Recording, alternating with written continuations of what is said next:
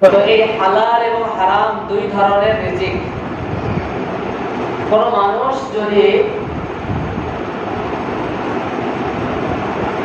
বিপদের সময় বা রিজিকের অভাবের সময় ক্ষুধার তাড়নায় পড়ে হারামে লিপ্ত না হয়ে আল্লাহ তাআলার কুদরতের উপরে, আল্লাহ তাআলার উপরে তাওয়াক্কুল করে ভরসা করে কেউ যদি অপেক্ষা করতে পারে, তো আল্লাহ সুবহানাহু ওয়া তাআলা পক্ষ থেকে তাদের জন্য রিজিকের ব্যবস্থা, রিজিকের ফয়সালা করে দিবেন। সুবহান আল্লাহ পাক রব্বুল আলামিন কালামে মাজিদের মধ্যে বলেন, وَمَن يَتَّقِ اللَّهَ يَجْعَل لَّهُ مَخْرَجًا وَمَن يَتَّقِ اللَّهَ يَجْعَل لَّهُ مَخْرَجًا যে নাকি আল্লাহর উপরে তাওয়াক্কুল করবে, আল্লাহর উপরে ভরসা করবে, আল্লাহর উপরে তাওয়াক্কুল করে ভরসা করে রিজিকের অপেক্ষায় থাকবে, রিজিকের জন্য, খাবারের জন্য তার কষ্ট হওয়া সত্ত্বেও হারামে লিপ্ত হবে না, হারাম ভাবে উপার্জন করবে না, আল্লাহর উপরে তাওয়াক্কুল করে ভরসা করে যে বান্দা বান্দি অপেক্ষা করবে, আল্লাহ পাক রব্বুল আলামিন এমন জায়গা থেকে কুদরতি ভাবে তার রিজিকের ব্যবস্থা করবেন, ওই বান্দা কখনো কষ্ট করতে পারবে না। وَمَن يَتَّقِ اللَّهَ يَجْعَل لَّهُ مَخْرَجًا মাখরাজা মানে হচ্ছে যেই স্থান থেকে খাবার উৎপত্তি হবে এমন এক জায়গা থেকে আল্লাহ তাআলা ওই ব্যক্তির জন্য রিজিকের ব্যবস্থা করবে যে সে কোনোদিন সেটা কল্পনাও করতে পারবে না যে এমন জায়গা থেকে বা এই পদ্ধতিতে আমার জন্য আল্লাহ তাআলা রিজিকের ব্যবস্থাও করতে পারে। সুবহান। এজন্য হালাল রিজিকের জন্য, হালাল রিজিক কামাই করার জন্য যেমনি ভাবে চেষ্টা করা, হালাল উপার্জন ছাড়া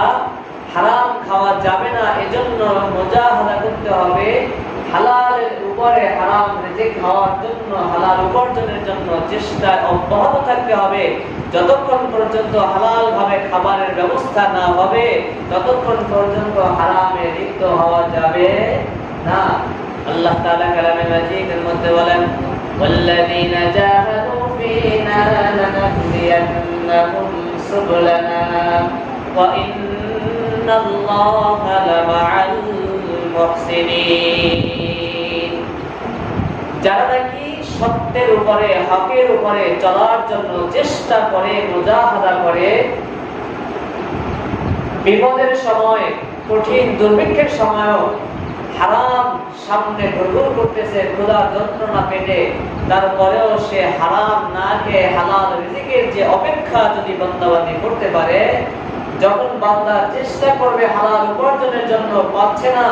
দেয়ালে পিঠ থেকে যাবে, ওয়া ইন্নাল্লাহা লামাআল মুহসিনিন, ওই মুহসিন বান্দাবান্দির জন্য আল্লাহ তাআলা সঙ্গী হয়ে যায়, সাথী হয়ে যায়, বরং ওই বান্দার জন্য আল্লাহ তাআলা হালাল রিজিকের অনেকগুলো পথ আল্লাহ তাআলা খুলে দেবেন। সুবহান। এই আয়াত শুধু এখানের জন্য না, যে কোনো ব্যাপারে আপনি হকের উপরে থাকার চেষ্টা করবেন, আপনি থাকতে পারতেছেন না, বিভিন্ন ধরনের ঝামেলার সম্মুখীন হচ্ছেন, দেয়ালে পিঠ থেকে গেছেন, আর পারতেছেন না, যখন আপনার দেয়ালে পিঠ থেকে যাবে তখন আল্লাহ তাআলা আপনার সাহায্যের হাত বাড়িয়ে দেবে, তখন আল্লাহ তাআলার পক্ষ থেকে আপনার জন্য উত্তম ফয়সালা আসবে। তো রিজিক যখন আমাদের ভক্ষণ করতে হবে, হারাম তো কোনো অবস্থাতেই খাওয়া যাবে না, হালাল রিজিক ভক্ষণ করতে হবে, খেতে হবে। তো হালাল রিজিক নাই, হারাম সামনে আছে, কিন্তু অপেক্ষা করতে হবে, আল্লাহর উপরে তাওয়াক্কুল করে ভরসা করে অপেক্ষায় থাকতে হবে, আল্লাহ তাআলার পক্ষ থেকে ওই বান্দা বান্দীদের জন্য হালাল রিজিকের ব্যবস্থা আল্লাহ তাআলা নিজে করে দিবেন। সুবহান। এজন্য আল্লাহ পাক রব্বুল আলামিন কালামে মাজিদে সূরা হুদের 6 নম্বর আয়াতে বলে দিয়েছেন, ওয়ামা মিন দাব্বাতিন ফিল আরদি ইল্লা আলাল্লাহি রিজকুহা, জমিনের মধ্যে, ভূপৃষ্ঠের মধ্যে যত ধরনের মাখলুকাত আছে, সমস্ত মাখলুকাতের রিজিকের দায়িত্ব আমি আল্লাহ তাআলা গ্রহণ করেছি। সুতরাং গোটা দুনিয়ার মানুষ, তোমাদের রিজিক নিয়ে কোনো টেনশন করা লাগবে না, তোমাদের রিজিকের অভাবে পড়ে দুশ্চিন্তায় পড়া লাগবে না, তোমাদের অভাবে সময় তোমরা পেরেশানিতে পড়ার কোনো প্রয়োজন নাই। তোমরা যদি শুধুমাত্র আল্লাহর উপরে তাওয়াক্কুল করতে পারো, আল্লাহর উপরে ভরসা করতে পারো, আল্লাহর উপরে তাওয়াক্কুল করে তোমার রিজিকের জন্য অপেক্ষা করতে পারো, আল্লাহ পাক রব্বুল আলামিন ওই বান্দা বান্দির অন্তরের অবস্থা দেখা ওই বান্দা বান্দিদের জন্য আল্লাহ পাক রব্বুল আলামিনের পক্ষ থেকে গায়বী ভাবে তার রিজিকের ব্যবস্থা করে দেয়।